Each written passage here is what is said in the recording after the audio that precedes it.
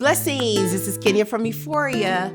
We are talking about emotional intelligence, and we've got this series going. I'm super excited for you all that we get to talk about emotional intelligence. Remember last time I gave you the definition of emotional intelligence and let you know that there's 3 parts to it, right? It's your ability to acknowledge your feelings, your ability to acknowledge the feelings of others, and your ability to manage those feelings.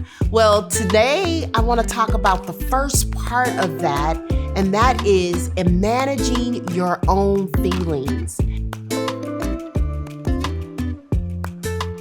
It is so important for us to recognize where we are so that we can know where we're going. Ephesians 4:15 tells us that we should speak our truth in love. This we will grow to become in every way respectful, mature bodies of Christ. And so this gives us an opportunity to be able to speak what's really happening and what we're really feeling to those that we love without the emotional reaction that can happen with our feelings. My Panamanian daddy used to tell me, you have to know yourself to love thyself. And so in order to be able to help others and to love others, you got to know where you are. So there's 3 components I want to talk to you about with regards to the emotional intelligence. In the book, The Wounded Healer, Henry Nouwen says, articulation is a key word. Key word means it opens up a door like the keys of your car, right?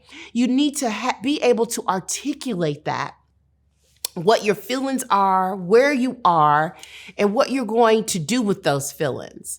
I want to give you 3 things that are going to help you define and articulate your feelings. 1, you want to value them. 2, you want to validate them. And 3, you want to voice them. You have to remember, family, that you are valuable. What you say is important.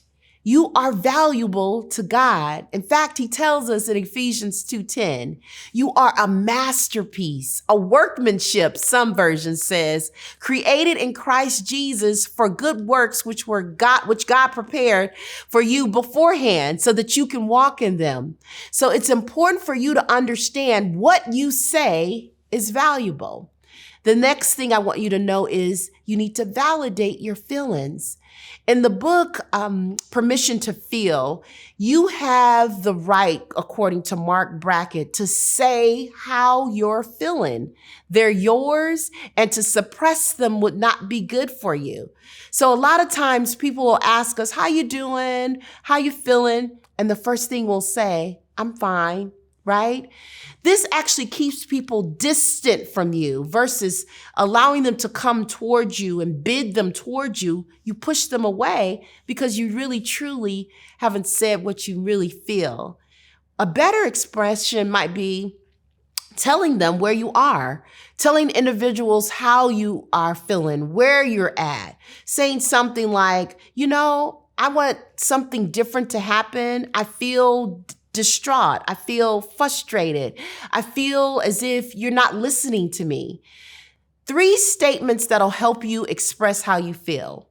You can tell a person, I desire, I want, and I feel. In other words, you tell them, I want us to talk better to one another. I feel like you're not listening.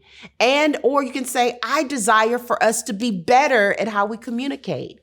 This lets people know exactly where you are so that they will be able to respond to it. The last part of that is you need to voice them.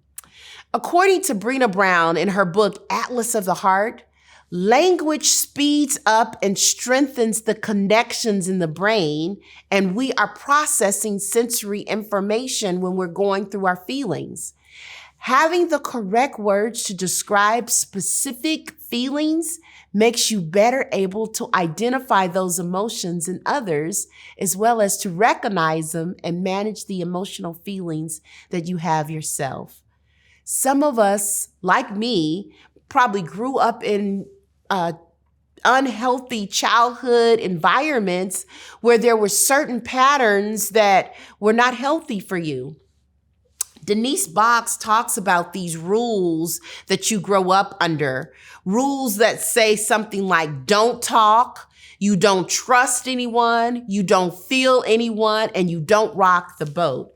In fact, behaviors like sweeping things up under the rug, right? And you know that something has just happened and you're like, has anybody seen that besides me? And so you're taught to mute those feelings and mute your voice. And so you're not able to express them. Well, these behavioral patterns cause us to silence our voice. And so as you get older, you want to be able to identify and label those feelings because you need to express them. One of the things that you want to learn to be is an emotional scientist versus an emotional judge, right? You want to be able to ask, what is that? What's going on with me? Why am I feeling like that? And it's okay to do that, and it's important to do that. Emotional granularity is scientists call that a specific way to characterize and verbalize what you're feeling and responding to that, an affection in your experience. So remember, your feelings are valuable. They should be acknowledged. They should be validated, and it's important for you to voice them.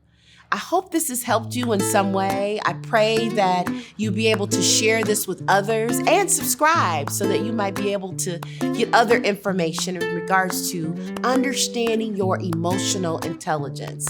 Remember, I'm here to help you think better so you can see better, you feel better, and so your relationships get better.